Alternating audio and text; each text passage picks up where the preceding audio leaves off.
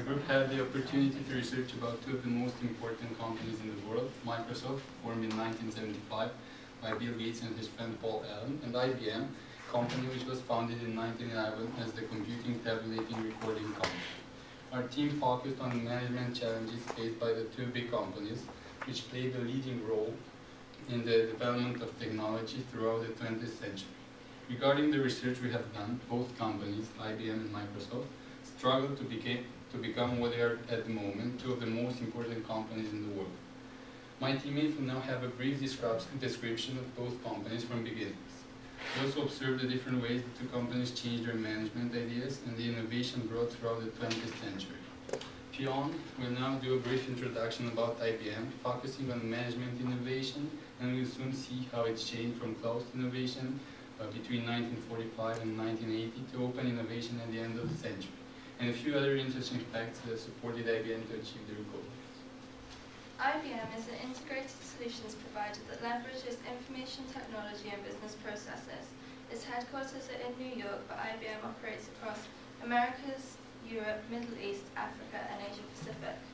It has been a successful corporation but has faced many problems along the way as a result of changing technologies, markets, and economies.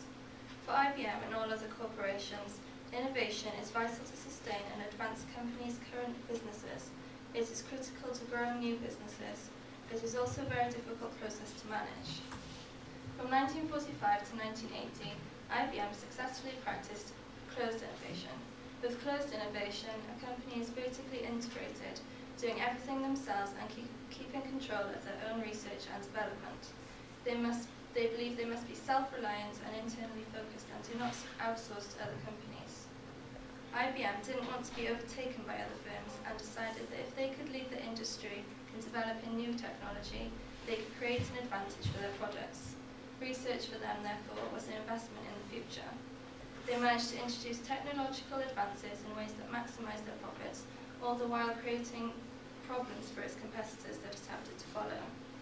IBM was dominant in its industry during this period, with a near monopoly in some areas, receiving high sales, profits, and market capitalization, until around 1980 when some indications, what would later prove to be key erosion factors, began to appear. These included the increasing availability and mobility of skilled workers who could travel from company to company, which meant there was a growing external knowledge base that had not been there previously, as well as computer science becoming a legitimate academic discipline. These factors put pressure on IBM's innovation process and meant that closed innovation was no longer effective. The way new ideas were being innovated and brought to the market was undergoing a fundamental change. IBM had become too slow and bureaucratic, and this resulted in the biggest loss in US corporate history of $4.96 billion at the end of 1992. Careful consideration was given to the idea of splitting up the company into smaller and more focused businesses. But in 1993, when Lou Gerstner was brought in as the new CEO, he chose to keep IBM as an integrated corporation. Before his arrival, Gerstner believed IBM had become a closed, kind of inward-looking organization. IBM then underwent a shift from closed innovation to open innovation. Open innovation focuses more on using external research and paths to market, as well as internal, as firms look to advance their technology. As a result of Gerstner's arrival, and as part of the open innovation concept, IBM now needed to use technologies that were open to their competitors as well as to themselves, ones that they did not own and could not control. They had to identify the best technologies out there from whatever source. IBM retreated from hardware towards software and services, understanding that to go forward they would have to focus on their customers. IBM also began to sell their own technologies to companies such as Apple in order to sell higher volumes. Another way for them to profit from their own innovation was by licensing their intellectual property.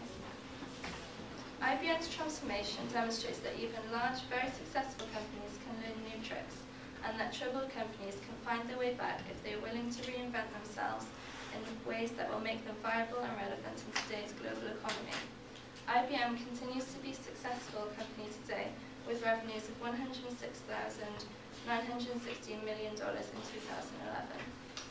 Katie will introduce us to Microsoft. We will therefore see all the version of Windows from its beginnings and of course the management thinking done by Bill Gates to improve the development of the company.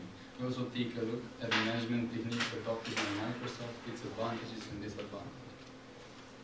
Microsoft was founded in 1975 by Bill Gates and Paul Allen when they formed a partnership. Their ultimate vision was eventually to have a computer on every desktop in every home.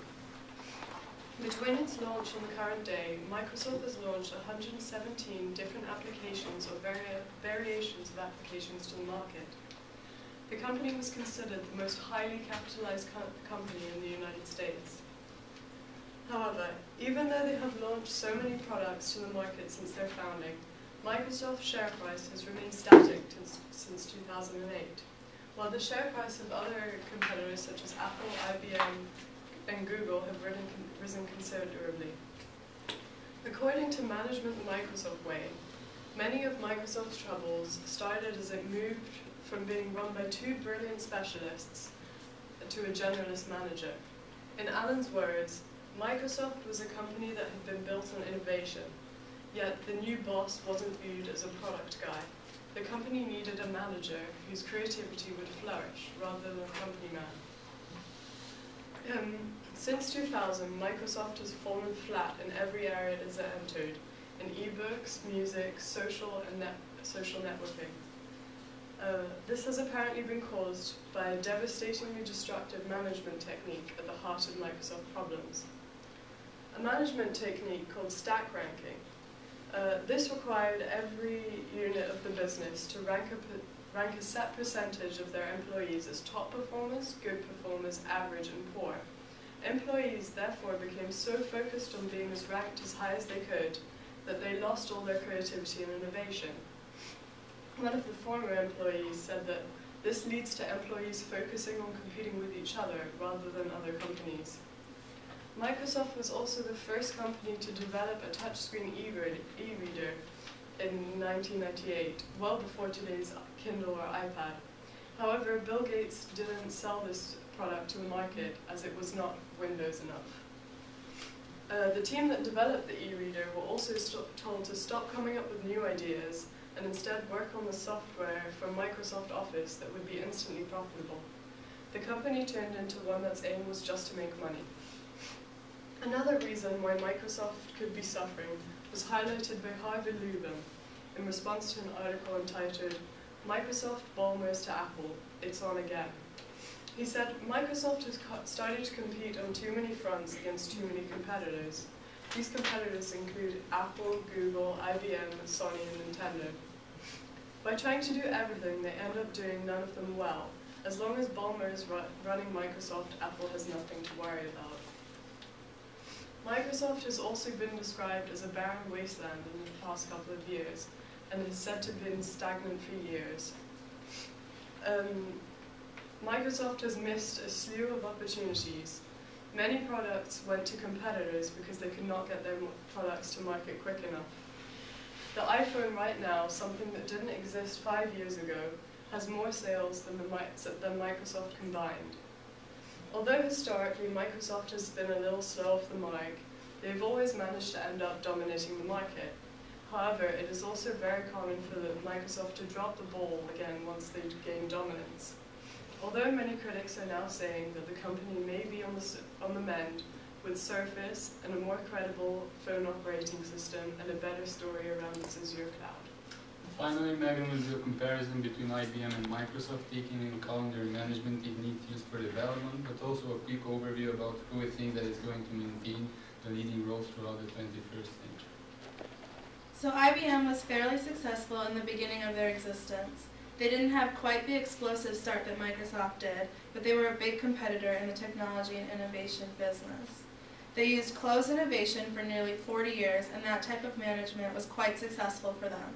However, once they realized their style of management was outdated, they worked towards reinventing their management styles and switched to open innovation. The switch worked incredibly well for IBM, and they have made a huge comeback.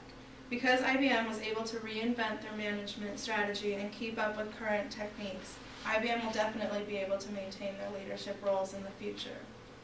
Microsoft, on the other hand, has started out as an unstoppable company. They dominated every market they entered and made an incredible amount of money. However, the shift in management from Bill Gates and Paul Allen to Steve Ballmer created many problems for them. Microsoft's method of management, called stack ranking, was destructive to their company and created a lot of tension and competition between workers. Unlike IBM, Microsoft has not realized the importance of reworking their management structure, and this will not allow them to continue their leadership success in the future.